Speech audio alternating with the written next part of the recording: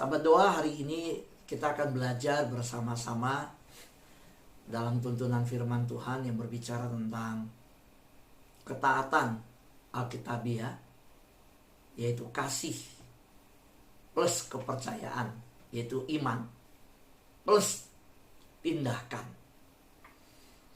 Sahabat doa, ketika saya merenungkan akan bagaimana kehidupan Yusuf, saya bacakan terlebih dahulu firman Tuhan. Kita lihat sama-sama ya.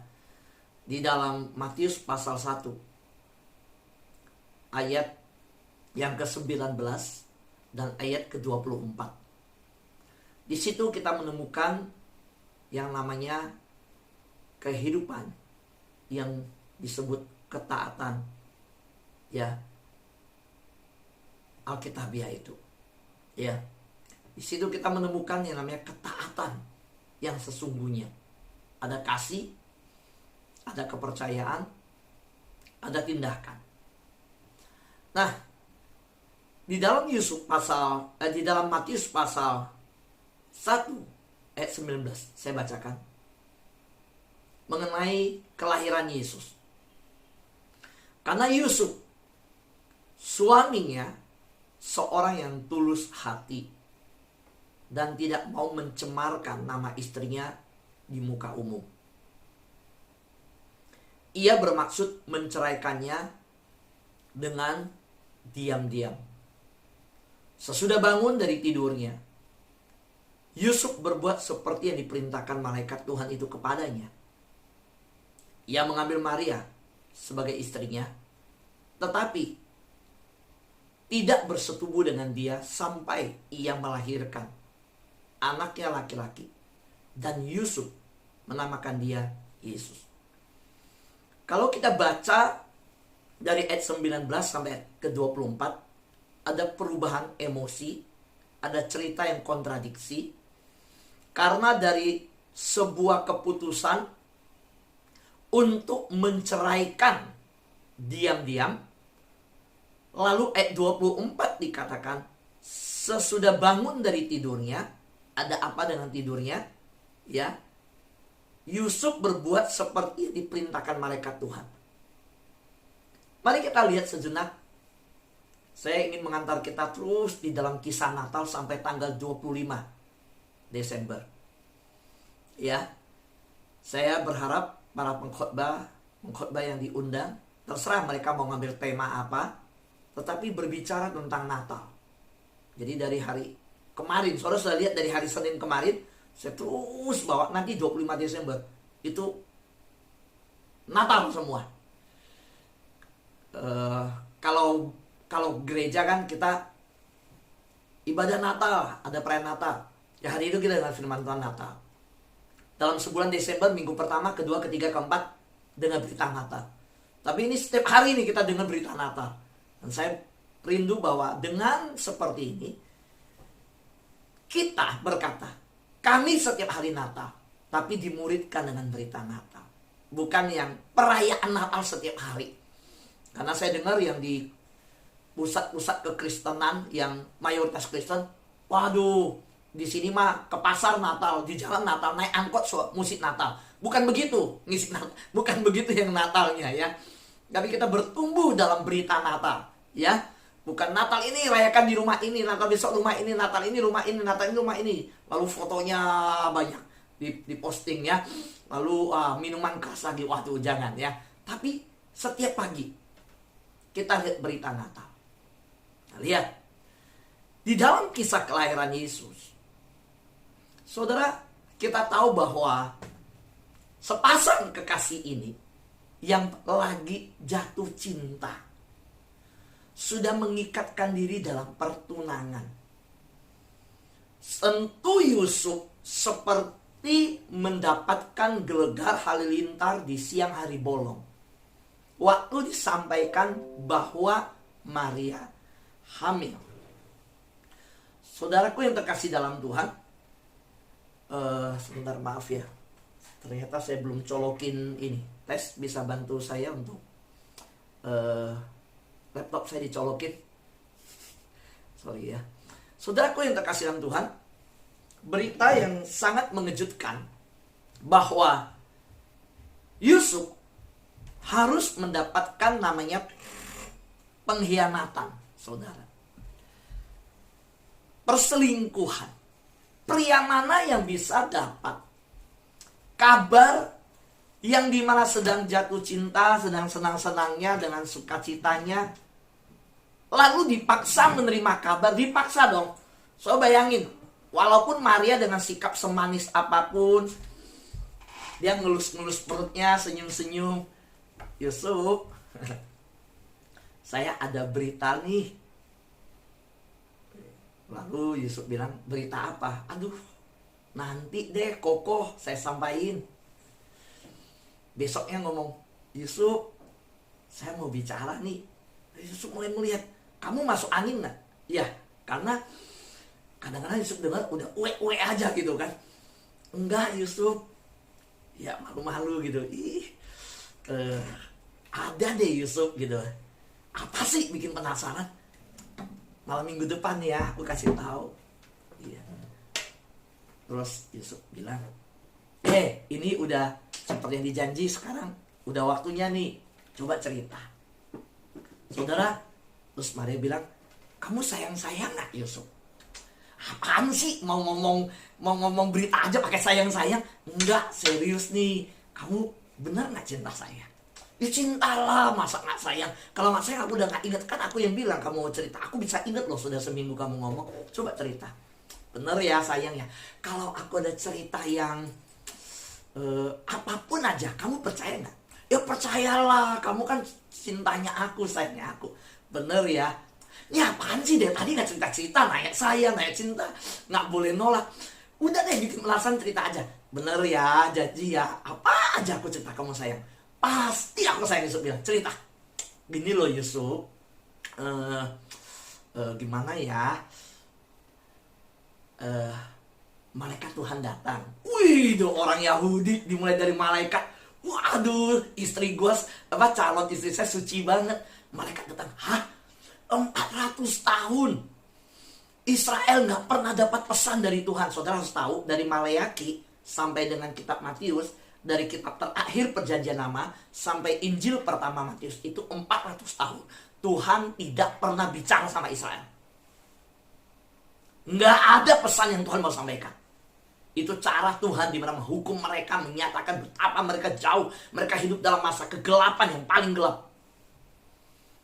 Saudara, sekarang Maria tiba-tiba berkata, Yusuf, malaikat ngomong loh Yusuf, ketemu aku, wih, kamu didatangin malaikat. Ya, Tuhan kasih pesan nih. Ayo, pesannya apa? Wow. Saudara, malaikat bilang, Yusuf, aku hamil. Waduh, langsung jeder, saudara. Maria belum sempat lanjutin ngomongnya. Udah.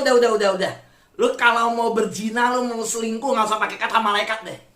Gak usah ngomong Tuhan deh. Lu ngomong sama laki-laki siapa? Maria bilang, Yusuf, tunggu dulu Yusuf. Ini benar malaikat datang, aku lagi itu terang. Betul, udah gak usah jelasin. Ngomong aja lah, udah. Selingkuh pakai kata nama Tuhan, pakai malaikat lagi, bilang Tuhan bicara lagi. Salah bilang salah. Kamu hianatin pernikahan kita. Padahal aku udah cinta banget sama kamu. Aku punya pengharapan besar. Udah putus hari ini. Waduh, hancur hati Yusuf. Dihianatin, ditusuk hatinya, dibohongin, ditipu. Semua hal itu di persepsi Yusuf. Yang jelas seperti itu. Tapi kita tahu kan, karena kita udah tahu ceritanya, Maria tulus, Maria gak bohong. Tapi persepsinya Yusuf pasti gak benar. Udah, saudara, apa yang Yusuf lakukan? Kita bisa tahu kedalaman luka hatinya Yusuf dari mana? Keputusannya menceraikan Maria. Di situ kita tahu Yusuf gak bisa nerima dan gak percaya. Dia tidak percaya berita tersebut. Saudara, kasih yang sedalam apapun berhenti. Karena kasih itu butuh kepercayaan dan butuh tindakan. Nah, saudara, dari tindakan Yusuf mau menceraikan, kita tahu dia nggak percaya. Dari dia nggak percaya, kita tahu kasihnya terbatas. Disinilah namanya, dimana Yusuf mau menceraikan. Dan Tuhan turun tangan. Saudara, tanpa Tuhan intervensi, tidak mungkin. Soalnya ada banyak hal mustahil, ada banyak hal kejadian dalam hidup kita yang nggak masuk akal. Dalam persoalan masalah pergumulan hidup kita, nggak masuk akal kalau Tuhan nggak intervensi. Soal percaya nggak? Karena itu jangan pernah cerita siapapun, kecuali kamu datang cerita sama Tuhan kalau ada masalah. Soal Tuhan turun tangan di dalam masalah siapa? Masalah Yusuf. Dia dapat mimpi, dan dalam mimpi di cerita ini dikatakan, Yusuf, yang diomongin Maria waktu ketemu kamu itu benar. Karena itu dari Tuhan, kamu harus terima dia. Itu baik dari Roh Kudus. Saudara, lalu Yusuf bangun dan Yusuf terima. Sekarang pertanyaannya, ya, kita langsung. Ya, saya aja, saudara lihat. Pernahkah kita menempatkan diri pada posisi Yusuf? Kita udah dikecewakan kepercayaan kita. Kita merasa, waduh, seperti Yusuf ditusuk oleh pasangannya dari belakang. Kita ngalamin dikhianati. Kita ngalamin kayak pasangan kita sekongkol sama siapa. Saudara ngerasain gak perasaan Yusuf? Coba deh, kalau kita di posisi Yusuf seperti apa? Coba hari ini, sahabat doa, coba bayangkan kalau kita ngalamin rasa sakit, dikecewakan, diperbuat demikian, gimana perasaan kita? Coba saya ingin memulai dengan pertanyaan-pertanyaan ini. Saudara, bagaimana menangani berita buruk seperti yang Yusuf terima? Saudara, apa yang saudara lakukan ketika hal-hal dalam hidup kita tidak masuk akal? Ketika kita mengalami seperti Yusuf, hal seperti itu, apa yang menjadi tindakan kita? Nah, sahabat doa yang terkasih dalam Tuhan, saat sekarang ini, masa dunia modern ini, kita ya mendengar kata taat itu kayaknya, aduh, hanya orang yang orang kuno kalau bicara taat. Udah nggak modern kalau bicara taat. Taat itu nggak modern.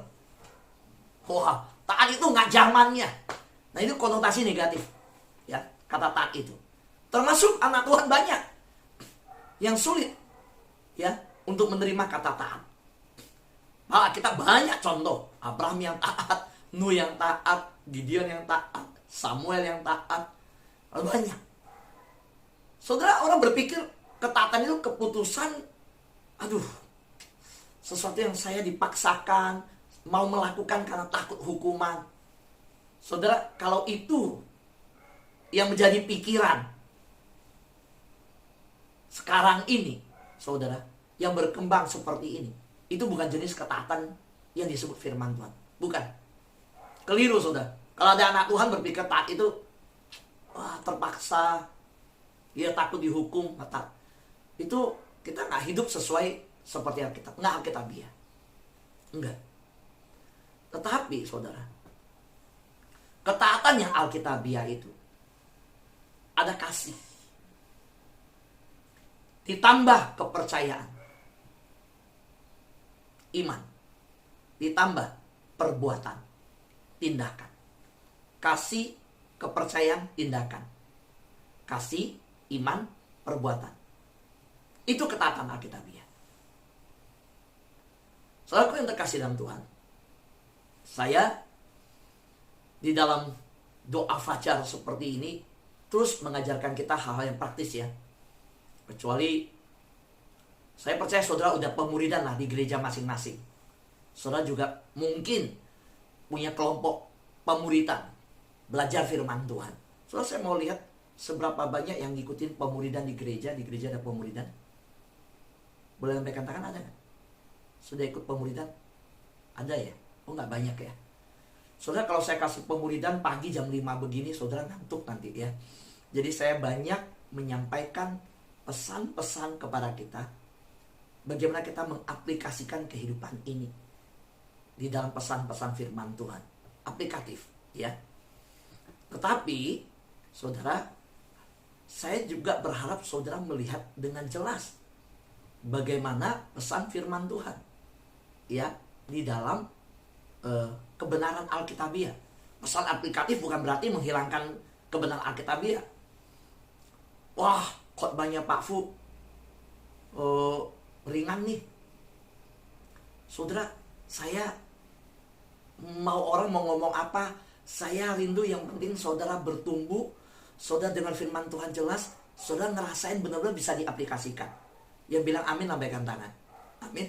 Saudara, yang penting bisa dapat sesuatu yang dari Tuhan dan tetap Alkitabiah. Yang jelas ya tetap Alkitabiah, tapi harus aplikatif. Nah, yuk kita lihat. Yohanes pasal 14 ayat 15 bilang apa? Jikalau kamu mengasihi aku, kamu akan menuruti. Kasih, ya, percaya, kamu akan menuruti segala perintahku. Pindahkan. Saudara, setiap pagi saya nggak kasih banyak ayat, ya. Hampir rata-rata satu ayat kita memulai, ya. Kalau tadi satu kisah kita mulai. So, saya percaya bukan banyaknya ayat, ya, tapi kita mau taat, ya. Saudara, ketika firman Tuhan berkata, jikalau kamu mengasihi aku, Yesus bilang, jikalau kamu mengasihi aku, kamu akan menuruti segala perintahku. Kamu akan turut segala perintahku. Kalau mengasihi. Jadi kasih, lalu perbuatan, tindakan, nggak bisa dilepaskan. Termasuk kalau punya iman. Pasti ini sejalan. Nah, sahabat doa di Zoom dan di YouTube. Ketaatan dari ayat tersebut, dari kisah Yusuf, kita temukan datang dari mengetahui bahwa Tuhan itu mengasihi kita. Kita taat bukan karena takut Tuhan hukum, tapi justru karena Tuhan begitu mengasihi kita. Dan kita juga mengasihi Tuhan sebagai balasannya. Saya pernah sampaikan, saudara mau pilih apa? Suami yang pulang ke rumah karena dia takut kita sebagai istri kunci rumah, dia nggak bisa masuk rumah. Temannya bilang, aduh, kamu zaman sekarang pulang ke rumah, sekarang PPKM udah nggak level 3. Kita pulang jam 9 malam, kamu sampai rumah paling jam 10 malam. Kamu takut istri, kita ngumpul-ngumpul jam 9 kamu udah pamit. Saudara, lalu suaminya bilang, iya kalau saya nggak pulang jam 10, istri saya kunci rumah. Saya teriak-teriak nggak enak sama tetangga, pencet bel, dia denger, dia sengaja kamu buka. Dan kalau udah masuk rumah, diocengin terus. Gua tidur, gua kadang-kadang lebih pingin tidur di sofa daripada tidur di kamar. Gua gak nyaman. Mau pilih suami kayak begitu? Atau kita punya suami yang temannya bilang, aduh ngapain kamu pulang jam 9 sampai rumah jam 10 masih pagi. Dia bilang, aku janganlah. Kita mah udah umur segini mah, istri gak bisa tidur kalau saya gak pulang. Kasihan dia nungguin saya. Kadang saya pulang dia tanyain udah makan apa belum. Padahal saya udah sering bilang, saya kalau kumpul sama teman pasti makan. Dia masak, dia siapin makan, sampai makanan dingin. Dia bahkan ketiduran di sofa. Saya udah bilang kamu tidur aja di kamar. Saya pulang, saya pelan-pelan buka pintu, saya gak ganggu. Aduh, istri saya mah nungguin saya. Sayang banget sama saya. Ayo, yang di sini ibu-ibu, mau pilih suami yang model pertama atau model kedua? Suami yang pulang karena takut istri kunci rumah, atau karena begitu istri sayang ke kita mau balas dengan kasih. Pilih yang mana? Yang nomor 2, angkat jari nomor 2. Yang pilih 1 kita konseling selesai ini. Nah sama, ketika kita bilang takut akan Tuhan adalah permulaan hikmat. Bukan takut itu kayak takut harimau, bukan. Takut akan Tuhan itu artinya kita terpukau dengan kasih Tuhan, kita terpesona dengan kasih Tuhan, kita terkagum-kagum dengan kasih Tuhan, sehingga kita nggak pingin nyakitin hatinya. Saudara jujur, keluarga saya pernah bilang saya begini. Sorry nih ya, sampai adik-adik, kakak, sampai mama pernah bilang, aduh kamu ini bisa gak sih kamu pergi kemana-mana gak bawa istri? Ya, semua keluarga kami itu enggak. Saudara, kalau saya kemana-mana ya saudara, selalu sama Tessa. Kalau sampai nggak sama dia itu ya terpaksa banget. Nggak tahu kenapa, saya pingin aja saudara. Dan saya bersyukur punya istri yang nyaman. Saya kumpul dengan teman-teman cowok, ya. Ada 2 orang yang suka, yuk Pak Fu ke Puri. Mereka bertiga sama saya, ya Tessa duduk aja di situ. Dan mau. Ya begitu. Saudara, kenapa? Bukan karena orang, jadi ada Pak Fu takut istri kau keluar bawa istri. Enggak saudara. Saya pingin obrolan saya, kebersamaan sama saya, teman yang begitu seru, saya pingin dia juga ngalamin rasanya. Gitu. Nah saudara yang terkasih dalam Tuhan, hari ini yuk kita mau taat sama Tuhan. Bukan takut. Bukan takut. Tapi mengasihi. Saudara, saya lanjut gini, saudara. Yuk. Siapa yang pernah dengar kalimat ini? Kalau nggak salah, Stalin, ya, pemimpin Uni Soviet. Dia berkata, dan ada beberapa pemimpin lain mengutip kalimat ini, memimpin dengan cara seperti ini. Lebih baik saya menjadi pemimpin yang ditakuti daripada dikasihi. Karena untuk bisa jadi pemimpin, orang harus takut sama kita. Saudara, itu konsep dunia. Yesus tidak pernah menampilkan seperti itu. Yesus menjadi pemimpin dengan cara mengasihi. Saudara, ada banyak pemimpin di dunia, mereka memilih lebih baik saya ditakuti jadi pemimpin. Pemimpin takutin. Maka jangan heran ada yang diktator, ada yang takut besi. Tetapi saudara, kita bersyukur. Maaf, saya terbuka ngomong, bahwa pemimpin kita Pak Jokowi, wah saudara, saya bersyukur saudara, ini anugerah untuk bangsa kita. Soalnya kita harus banyak berdoa untuk bangsa kita. Saudara, pemimpin kita Jokowi, aduh, itu negara lain bilang, negara lain ya, orang di China bilang, waduh, kalau di negara kami, pemimpin kami, presiden kami dibeginiin, hilang itu orang. Saudara lihat pemimpin kita Pak Jokowi, dicaci maki, dihina, dibenci, udah berbuat semuanya, udah lakukan, ada aja nggak senang. Heran saudara. Tapi memang ini lucu ya hidup ini ya. So, saya mau tanya, orang baik apa? Ya kan? Ini bukan kampanye ya. Tapi saya ngomong pribadi, ya saya boleh dong. Ya kan? Ya kan, saya bicara bukan di masa pemilu. Saya baru ke Jawa, saya ngerasain jalan tolnya saudara. Saya rasain jalan tolnya. Saudara, di masa Jokowi ini dibangun begitu rupa. Sampai harga minyak sama harga semen. Waduh, di Papua begitu baik saudara. Orangnya gak kasar, lemah lembut. Ya, udah lakukan semua. Tapi saya mau tanya, dicaci maki orang gak? Dicaci maki. Dijelekin, difitnah. Ya Jokowi itu bukan malaikat juga. Bukan. Pasti gak semua baik. Kan dia juga. Aduh, tapi ini yang terjadi. Nah saudara yang terkasih dalam Tuhan, hari ini kalau kita lihat hidup kita di hadapan Tuhan, saudara, Tuhan kurang baik apa?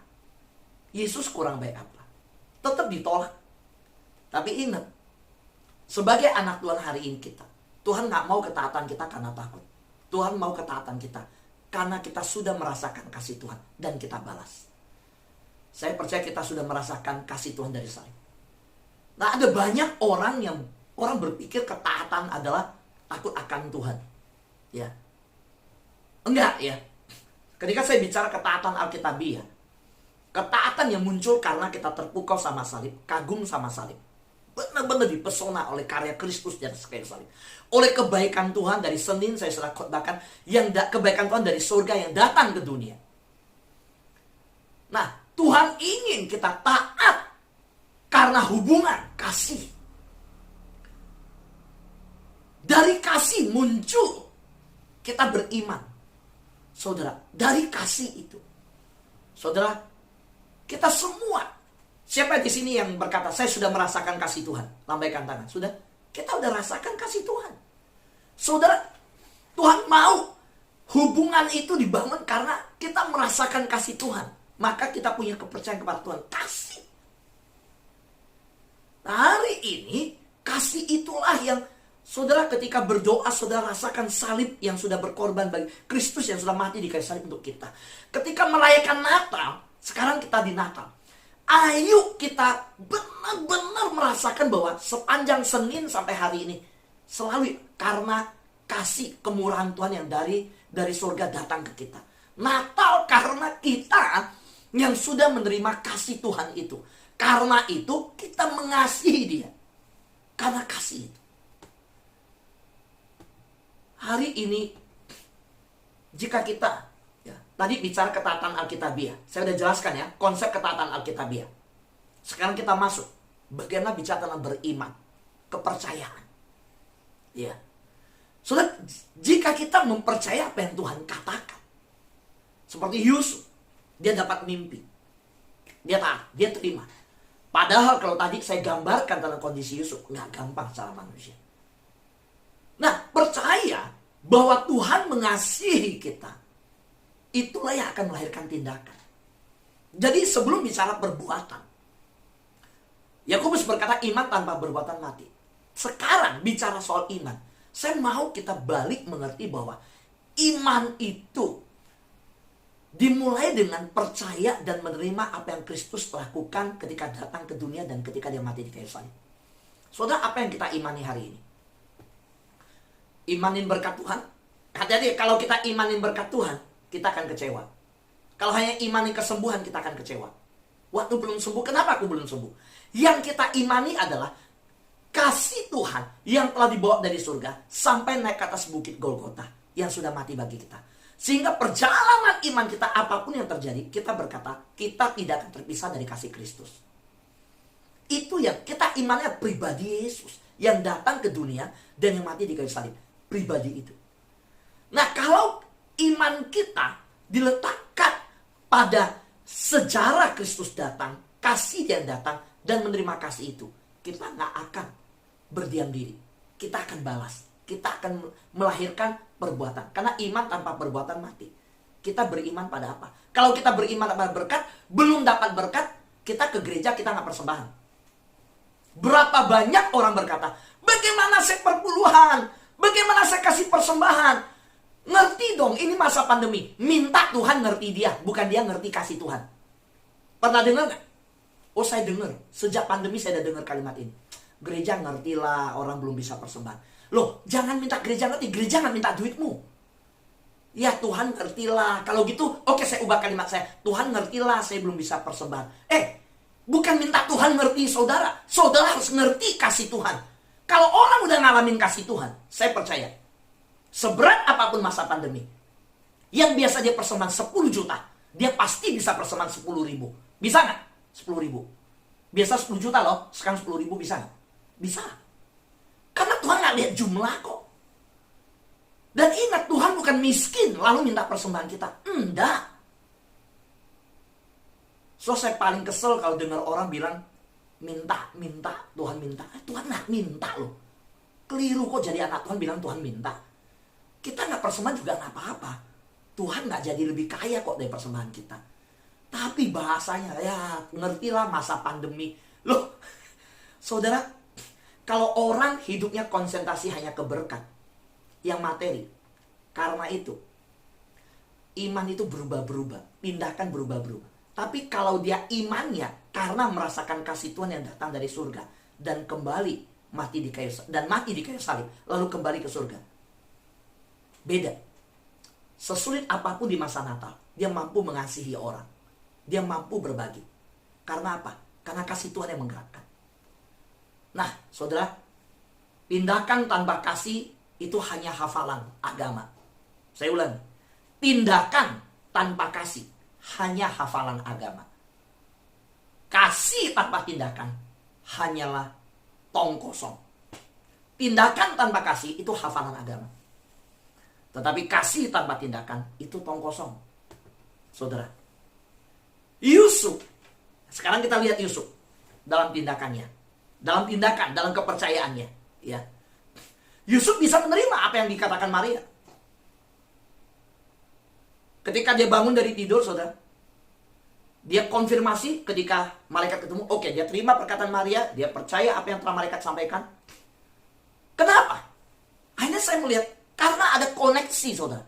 Dia tertanam di hadirat Tuhan. Dia tertanam dalam firman Tuhan. Yang dikatakan sepenggal kalimat malaikat itu, oke, saya terima. Yusuf tahu, saudara, Tuhan bukan mau melukai dia. Dia tahu Tuhan bukan mau menghancurkan pernikahannya. So Yusuf mungkin berkata, Tuhan kalau engkau begitu mengasihi aku, kenapa engkau biarkan wanita ini mengkhianati aku? Tuhan kalau engkau mengasihi aku, kenapa engkau masukin aku ke situasi sulit, menerima seorang wanita hamil? Oke, sekarang saya terima pun, masyarakat ngomongnya apa? Bagaimana persepsi orang? Bagaimana saya jalanin hidup? Kami bisa dibunuh orang karena dianggap berzina. Kalau Maria tidak dihukum mati, tradisi Yahudi, saya pun dianggap menghamili di luar nikah berzina. Saya pun dilempar batu mati. Saudara, kejadian Maria hamil itu gak gampang untuk Yusuf bisa percaya Tuhan tetap mengasihinya. Tapi Yusuf benar-benar bisa percaya Tuhan mencintainya. Dan luar biasa, Yusuf mengasihi Tuhan. Itu situasi Yusuf. Dan saya berani berkata, Yusuf mengasihi Tuhan. Kenapa dia bisa mengasihi Tuhan? Karena dia menyadari dulu, kejadian Maria, bukan Tuhan mau masukin dia kondisi yang sangat sulit dan tidak tertolong. Tetapi itu sebuah proses yang Tuhan ingin dia belajar taat di dalamnya. Saudara, Yusuf mempercayai Tuhan dan membuat pilihan untuk melakukan apa yang Tuhan minta dia lakukan. Karena itu, saudara, kalau kita lihat hidup Yusuf, ya Joseph ini masing, hidup Yusuf masih berdampak pada kehidupan hari ini. Sampai hari ini. Saudara, apakah kita rindu hidup kita berdampak? Siapa yang rindu hidupnya berdampak? Setelah kita tidak ada di dunia, ya, jadi gini, orang bilang gajah meninggalkan gading, mati meninggalkan gading, harimau meninggalkan belalang. Kita mati meninggalkan apa? Jangan, yang lain kita harus meninggalkan teladan iman, ya, sesuatu yang berdampak. Sahabat doa yang terkasih dalam Tuhan, ini lucu, unik. Ada Pak Aven di sini? Oke, Pak Aven boleh buka mic-nya? Iya. Oke, Pak Aven. Pak Aven kalau pilih lagu dari dulu sama kita nyanyi sampai hari ini, saya pernah pesan lagu nggak sama Pak Aven? Nggak pernah. Oke. Boleh buka mic-nya, Pak? Mic-nya belum buka. Mic-nya. Oh, iya. Lagu pujian hari ini. Belum pernah kan? Pujian hari ini Sukacita Surgawi, saya ada pesan sama Pak Aven nggak? Saya ada minta nyanyikan? Enggak kan? Enggak. Saudara, langsung konfirmasi aja. Konfirmasi kan Pak, lebih baik begitu kan?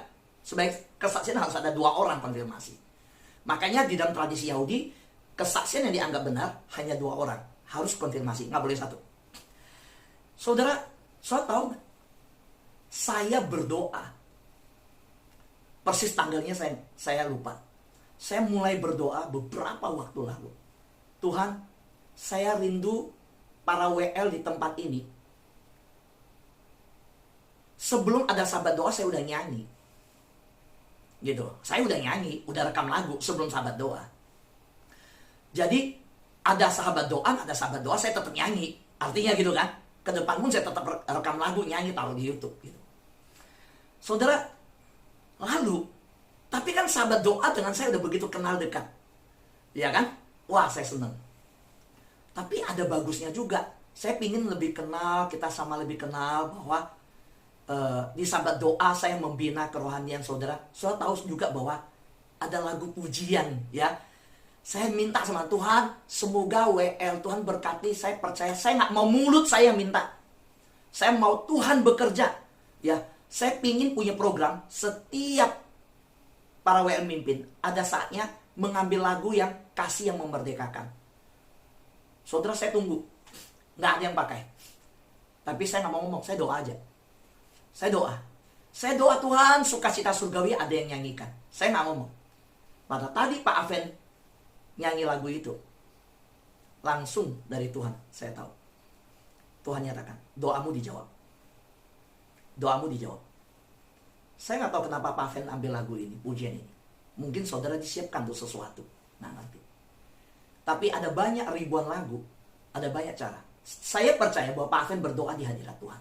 Apa yang Tuhan Saya doa di hadirat Tuhan.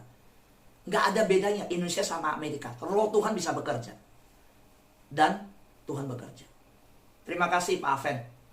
Karena saya berdoa untuk itu.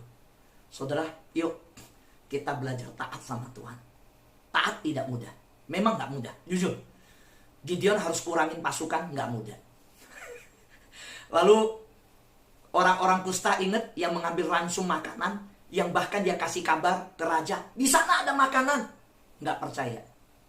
Hanya orang kusta yang makan kenyang itu memberitahukan, yang nggak percaya akhirnya diinjak mati oleh semua rakyat yang merebut makanan di luar. Nggak percaya. Yang Tuhan mau adalah kita punya kasih. Kasih itu karena mengenal salib dan kedatangan Kristus. Di dalam Natal kita percaya, kita memiliki kasih itu. Lalu kalau punya kasih, kita mulai beriman kepada kasih Tuhan itu. Dan kita lahirkan perbuatan. Itulah ketaatan yang alkitabiah. Amin. Tuhan berkati kita semua.